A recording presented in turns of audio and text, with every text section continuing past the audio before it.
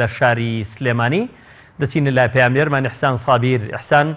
سڵاو لێبێت، دەکرێت پێمان بڵێ ئەم وەفدەی پارتی دیموکراتی کوردستان چی پێیە بۆی کە گفتوگۆی لەسەر بکات لەگەڵ بزوتنەوەی گۆڕان؟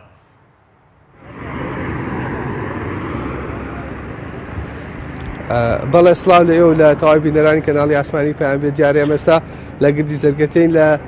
شاری سلێمانی بڕیار بوو کاتژمێردا وەفدێکی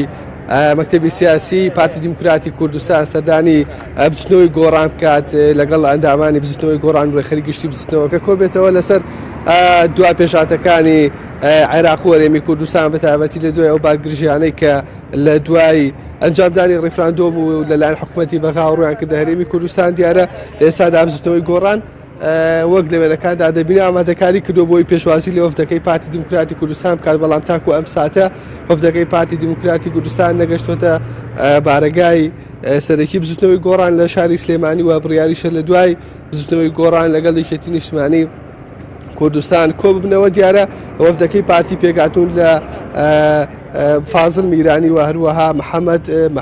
محمود محەممەد و هەروەها عیزەدین بەرواری و زەعیم عەلی کە ئەمانە ئەندامانی مەکتەبی سیاسی پارتی دیموکراتی کوردستان و ئەندامی وەفدەکانی دیکەی پارتی دیموکراتی کوردستان بوون بۆ لێگەشتن و کۆبوونەوە لەگەڵ لایەنەکانی تر. لە ئێستادا بە پێی زانیاریەکانی من ئەو باس و خواسانەی کە پارتی دەیەوێت لەگەڵ بزوتنەوەی گۆڕان دابیکات لە دوای ئەو ماوە زۆرە لە تێکچوونی پەیوەندیەکانیان و هەروەها ئەو گۆڕانکاریە خێراییانەی کە لە دوای ئەنجامدانی ڕیفراندۆمەوە ڕویان کردە هەرێمی کوردستان زیاتر قسە لەسەرەوە دەکرێت کە زیاتر خاڵاو بەشەکانیان کۆ بکەنەوە و هەروەها کار لەسەر یەک ریزی نێوان لایەنە سیاسیەکان بکەن. ئەلبەتە ئەم ویستە لە ماوەی ڕابردوودا لەلایەن کۆمەڵی ئیسلامی و هەروەها بزوتنەوەی گۆڕانیشەوە لە چەند بەیاننامەیەکەوە جەختی لەسەر کراوەتەوە کە دەبێت لایەنە سیاسیەکان کار بۆەوە بکەن کە لە ئێستادا یەک ریزی نێوخۆی هەرێمی کوردستان و نێوماڵی کورد بپارێزن بۆی کە کورد زیاتر زیانبەر نەبێت لە کاردانەوەکانی بەغداد و هەروەها لەو ڕێکارانەی کە بەغداد لە ڕووی یاساییەوە یاخود لە ڕووی زۆر باشە لەلایەشی کۆمەڵی ئیسلامی و بزوتنەوەی گۆڕان دەبێت بەتابەتی لێستادا بازدەوە دەکرێت کە حکوومەتی هەرێمی کوردستان ئامادەیی تێدایە بۆی کە سەردانی لایەنە سیاسیەکان کە گفتوگۆ لەسەرەوە بکرێت چۆن ئەم حکوومەتێکی ئێستا هەیە زیاتر جدیتر بکرێت و هەروەها هەر لە نێوان لایەنە سیاسیەکانیشدا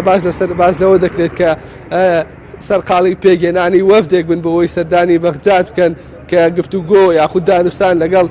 حکوومەتی عێراقیدا بکات بۆەوەی کە لەسەر بودجێ عێراق و هەروەها لەسەر ئایندەی کیانی سیاسی هەرێمی کوردستان کە چۆن مامەڵەی لەگەڵدا دەکرێت لە دوای ئەوەی کە هەرێمی کوردستان بەهۆی ئەنجامدانی ڕیفراندۆمە دووشاری